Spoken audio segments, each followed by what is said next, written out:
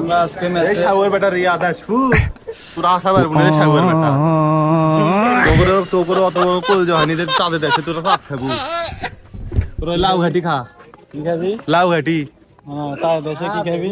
চাপ খাওয়ার কল দে না করে ম্যাচের থালার লাউ ঘাটি খা মাছ দিয়ে ঠিক আছে।